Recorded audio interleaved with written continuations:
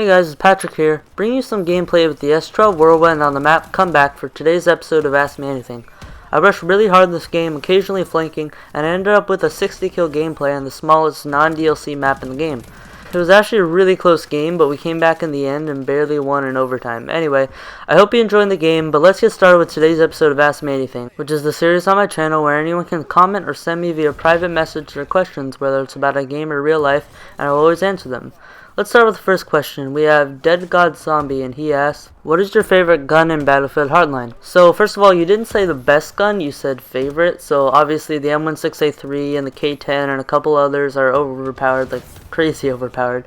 If you played that game, you know how overpowered those guns are. But anyway, the one gun that I really like is the P90. I think it's the only submachine gun that really stands a chance against some of the better assault rifles with its large magazine and its high fire rate. It's just a really fun gun to use. The next question, SND Slayer sends in, what is your favorite color? So my favorite color is orange. And he sends another one, if you had to bring one gun to COD AW, what would it be? So like I said earlier, I'm a big fan of the P90, so I'd want the P90 from COD 4 to come back. It would be an awesome boost. It would be awesome to boost around an AW with a submachine gun with a 50 round mag firing at over 900 RPM. The next question, we have Guns You Down, and he sends in, would you rather play Need for Speed Rivals or Plants vs. Zombies Garden Warfare? So in case you didn't know, I used to play a ton of Garden Warfare on the Xbox 360. I thought it was a ton of fun, and I pretty much beat the game on the 360. I've only played Need for Speed Rivals for about a week because of the free EA Access deal that was going on for Xbox. If you didn't know about that, I made a quick comedy video about it a few days ago that was about EA Access, and I'll link it in the description.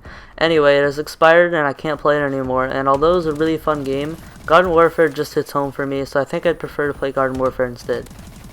The next question is from the same guy, what gun do you want to return in Black Ops 3?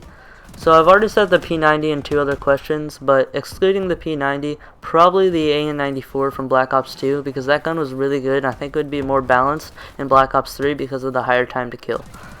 So the next question, we have 4th Division Gaming, and he asks, what excites you the most about this fall's video game titles? So E3 this year was a little disappointing game-wise. Obviously Black Ops 3 looks fun, but other than that, some sequels were announced, like Garden Warfare 2, but that just looks like a reskin of the original with a few new characters.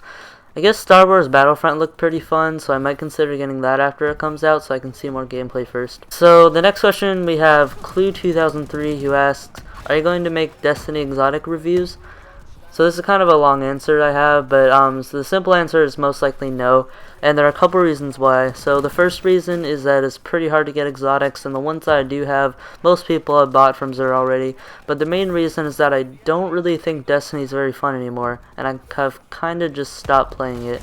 I was not a big fan of having to grind that much, because most of the grinding required friends, and if your friends weren't doing something else, and left to help you, then the other person would just get mad, and that person would yell a lot, and just there'd be so much hate in the party. And I just got sick of the community of Destiny players who, for example, wouldn't help out a 33 because they are too low, even though they just need to do one more raid to get 34. And I know there are a lot of people out there who are willing to help regardless of level, but that amount is significantly less than half. And keep in mind, guys, I'm not complaining because I'm a low level who doesn't have anyone to help them, because I'm actually a max level on my Warlock.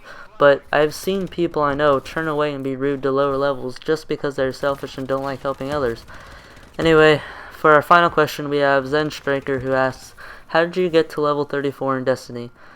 So I got to level 34 in Destiny by doing a bunch of Prison of Elders. It actually isn't that hard to get to max level anymore, but the House of Wolves DLC. So if you can do level 32 Prison of Elders once every week for 4 weeks, each week you can use an armor core you get from 32 to get a 42 light helmet, chest plate, gauntlets, and boots. That's what I did, except I didn't have to use an armor core for a helmet because I used a treasure key, and I got an exotic helmet called the Ram that also has 42 light and it looks really cool. Anyway guys, that wraps up this video. Remember, I will answer any questions you have, whether it's about a game or real life, so you can ask me anything by commenting down below or sending me a private message, and I will answer it in my next video. Other than that, I'm out. Peace.